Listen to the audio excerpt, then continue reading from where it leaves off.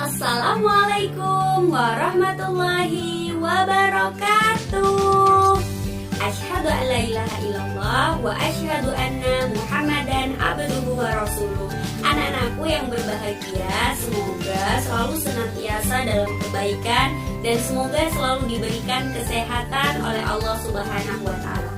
Anak-anak, pada kesempatan kali ini Ustazah akan meneruskan bab iman kepada Allah yang dimana tercantum di pelajaran akidah akhlak.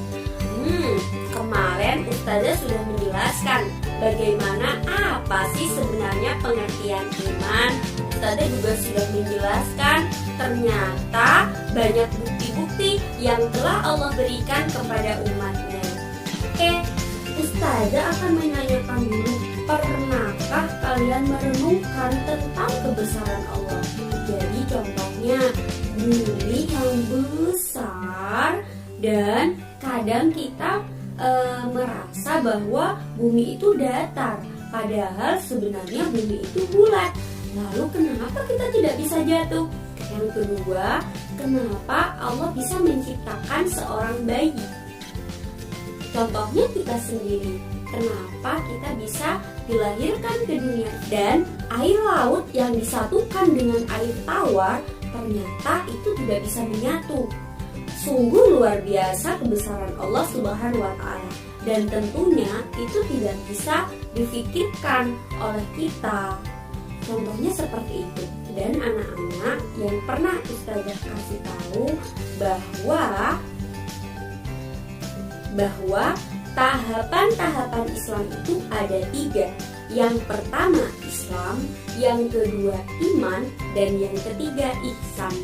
Jadi, sudahkah kita berada pada tahapan ihsan atau kita masih hanya berada pada tahapan iman? Ingat anak-anak, orang Islam belum tentu dia orang beriman. Tetapi orang yang beriman sudah tentu dia adalah orang Islam. Kenapa bisa seperti itu?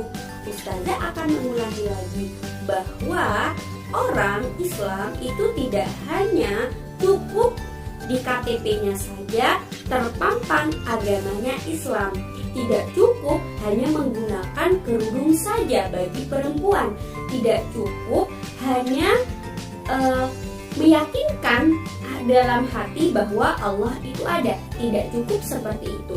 Tetapi kita perlu untuk meyakini dan mengamalkan segala aturan-aturan yang sudah Allah tetapkan. Contohnya sholat 5 waktu. Kenapa harus ada sholat duhur, harus ada sholat maghrib? Kenapa harus ada sholat yang 5 waktu itu? Dan itu diwajibkan bagi umat muslim. Kalau kita hanya sebagai orang Islam saja dan tidak menjalankan sholat tersebut, maka kita masih dikategorikan sebagai orang Islam, belum orang beriman.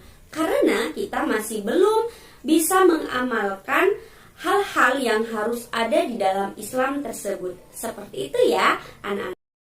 Tentunya kita sebagai orang yang beriman itu sudah pasti menyadari bahwa banyak sekali rintangan-rintangan yang harus dihadapi oleh orang yang beriman. Contohnya, ketika kita mau melaksanakan sholat, kita malas. Ketika kita mau melaksanakan puasa, kadang perut kita tidak terkontrol karena sangat lapar. Banyak sekali ya cobaannya. Dan juga bagi laki-laki dan perempuan, sebenarnya kadang kalau kita sudah remaja, pasti kita ingin sekali punya pacar, kita ingin sekali diperhatikan sama orang lain yang lawan jenis. Tetapi ketika kita sudah menjadi orang yang beriman, maka kita berusaha untuk menahan dari hal-hal yang tidak dibolehkan oleh Allah Subhanahu wa taala. Anak-anak, setiap perbuatan manusia itu pasti akan Allah balas sesuai dengan apa yang dilakukan mereka selama di dunia. Dan tentunya kita sebagai orang yang beriman, kita berusaha untuk menjadi orang yang ihsan. Kita tidak akan mau melakukan hal-hal yang buruk. Sehingga ketika kita lupa untuk melakukan hal-hal yang buruk, maka kita segera bertaubat kepada Allah Subhanahu wa Ta'ala. Anak-anakku, untuk menghindari siksa dari Allah Subhanahu wa Ta'ala, maka sebagai orang yang beriman haruslah berpegang teguh kepada agama dan syariat Allah. Jadi kita tidak boleh tertipu daya atas segala hal yang mengenakan di dunia ini. Ingat, kalau kita ibaratkan sebuah pensil dengan sebuah pulpen dengan tutup pulpen itu adalah dunia dan pulpen yang panjang itu adalah akhirat. Jadi, kehidupan dunia itu hanya sementara. Kita sedang berusaha untuk menanam, untuk menanam amalan-amalan apa yang akan kita panen di hari kelak. Jadi harus diingat seperti yang Ustazah sampaikan bahwa Islam itu kita ibaratkan sebagai cover buku. Kita tidak akan tahu di dalamnya Islam itu seperti apa kalau kita tidak membukanya, kita tidak mencarinya, kita tidak membacanya. Setelah itu kita tahu isi dalamnya, itulah yang dikatakan dengan iman. Lalu ketika kita hanya bisa membaca, ketika kita hanya mengetahui, tetapi kita tidak mengamalkan dengan keyakinan, maka kita masih belum pada tahapan ihsan. Seperti itu ya. Jadi kita harus berusaha untuk terus menjadi yang terbaik di sisi Allah Subhanahu wa Ta'ala. Kita belajar dari para pendahulu kita. Di gambar ini kita tahu bahwa ternyata ada Nabi Ibrahim. Ya, tentunya kita sudah tahu bagaimana keimanan Nabi Ibrahim dalam mencari siapa Tuhannya, siapa Allah itu. Sampai-sampai Nabi Ibrahim ketika matahari terbit, Nabi Ibrahim berkata, "Wah, ini Tuhanku." Dan ternyata ketika matahari terbenam, Nabi Ibrahim mengatakan, "Kok Tuhanku menghilang? Berarti itu bukan Tuhanku. Tuhanku tidak mungkin menghilang." Itu kata Nabi Ibrahim. Ketika malam ada bulan, ada bintang, Nabi Ibrahim mengatakan bahwa mungkin itu adalah Tuhanku. Tapi ternyata ketika fajar datang, bulan dan bintang tidak ada. Maka Nabi Ibrahim mengatakan, tidak mungkin Tuhanku itu menghilang. Jadi Nabi Ibrahim terus mencari siapa Tuhannya sampai Allah memberikan petunjuk kepada beliau. Ya, seorang Nabi Ibrahim, seorang Nabi Ibrahim anak dari pemahat patung dan ayahnya adalah penyembah berhala pada masa itu. Yang kedua adalah kita belajar dari keimanan seorang Nabi Ayub. Ya, pastinya kalian sudah tahu ya, Nabi Ayub itu siapa? Nabi Ayub itu adalah nabi yang kaya raya, punya banyak anak, istrinya cantik, baik hati, dan tidak sombong. Ya, Nabi Ayub seperti itu. Tetapi Allah menguji keimanan Nabi Ayub melalui iblis. Jadi pada saat itu iblis membakar rumahnya, iblis mematikan hewan-hewannya, iblis menghancurkan anak-anaknya, dan Nabi Ayub diserang oleh penyakit yang sangat menjijikkan sehingga Nabi Ayub diusir oleh penduduk sana. Tetapi ternyata itu tidak menjadikan keimanan Nabi Ayub bisa tertukarkan oleh semua harta bendanya. Nabi Ayub semakin dekat dengan Allah. Nabi Ayub semakin banyak berdoa kepada Allah. Ya, jadi pada saat itu kesabaran dan ketabahan Nabi Ayub serta keimanan Nabi Ayub diganti oleh Allah Subhanahu wa Ta'ala dengan yang lebih baik. Jadi anak-anak, kita harus seperti itu. Kita harus punya keimanan bahwa ternyata apa-apa yang ada pada diri kita saat ini itu hanyalah titipan. Itu ya. Terus yang selanjutnya adalah kebesaran Allah melalui mukjizat yang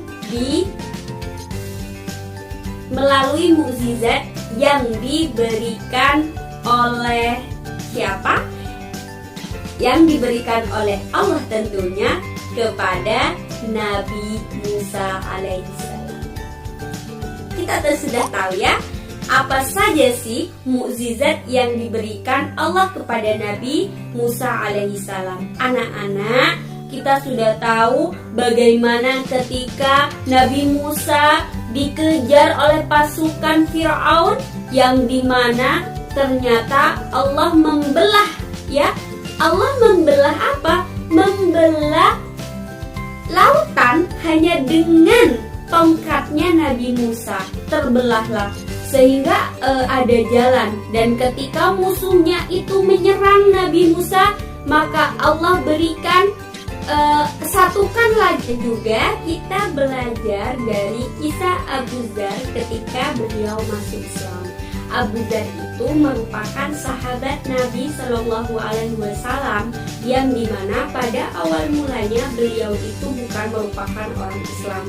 Jadi kita sudah tahu ya, banyak sekali orang yang awalnya itu bukan Islam, tetapi karena melihat dan penasaran terhadap Islam, baik dengan akhlaknya Rasulullah Shallallahu Alaihi Wasallam, makanya banyak yang masuk Islam. Abu Dzar pada saat itu, ketika beliau mau masuk Islam, beliau meminta orang terlebih dahulu untuk mencari apa sih hakikat Islam, untuk seperti itu.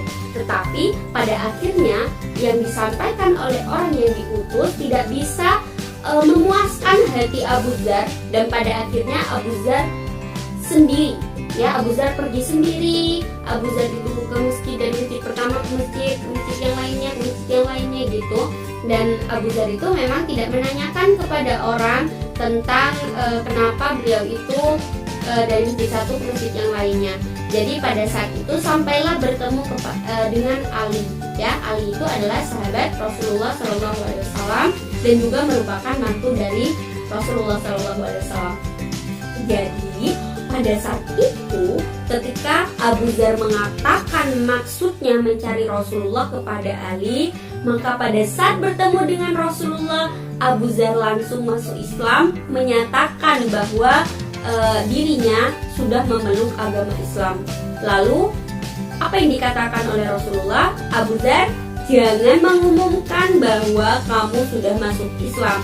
Jadi disuruh sembunyi-sembunyi, karena pada saat itu kaum kafir Quraisy itu, ya Allah, sangat jahatnya kepada orang yang masuk Islam, ya. Tetapi dengan keteguhan iman yang diperoleh oleh Abu Dzar, ya, lalu beliau itu menyatakan, mengumumkan bahwa dirinya sudah masuk Islam.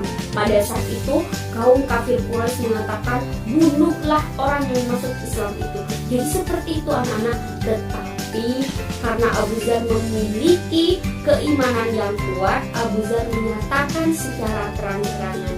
Itu merupakan bagaimana keteguhan kita, bagaimana keteguhan orang terdahulu terhadap Islamnya. Jadi mereka mencari tidak hanya, dan mereka bukan keturunan orang-orang Islam pada saat itu, bukan keturunan orang-orang yang mengenal Allah, tetapi karena mereka mencari, mereka menyatakan dengan seyakin-yakinnya bahwa Islam itu adalah Islam yang harus mereka peluk. Seperti itu anak-anak. Dan ketika kita sudah tahu juga, mungkin kita bisa mengambil dari perumpamaan ini. Ada bangku, ada buku, ada baju yang kita pakai, ada HP yang sedang kita pakai, ada laptop yang sedang kita gunakan. Sebenarnya itu ada sendiri tidak? Tentunya itu tidak ada sendiri. Siapa yang mengadakan? Yang mengadakan adalah yang menciptakan. Jadi laptop tidak bisa terbangun sendiri dengan banyak kapasitas-kapasitasnya, dengan banyak aplikasi-aplikasinya, dengan banyak kegunaan-kegunaannya. Begitupun dengan HP. Kita bisa seperti ini, Ustazah bisa buat video, kita tidak bisa dilakukan dengan sendiri. Kecuali apa? Kecuali ada yang menciptakan. Sama seperti kita. Dan yang menciptakan itu pasti adalah orang yang ahli. Ya, kayak gitu. Jadi tidak ada sesuatu apapun tidak ada yang bisa dia itu timbul dengan sendirinya kalau tidak ada yang menciptakan. Sama seperti halnya kita. Jadi anak-anak, kita harus pahami iman dan Islam dalam hati kita agar kita bisa menjadi umatnya Rasulullah, bisa menjadi hambanya Allah Subhanahu wa Ta'ala dengan menjadi hamba yang baik seperti itu. Ya, itu saja yang bisa Ustazah sampaikan untuk cerminan orang-orang yang beriman seperti apa, manfaat orang yang beriman seperti apa. Ustazah akan berikan pada video selanjutnya. Assalamualaikum warahmatullahi wabarakatuh.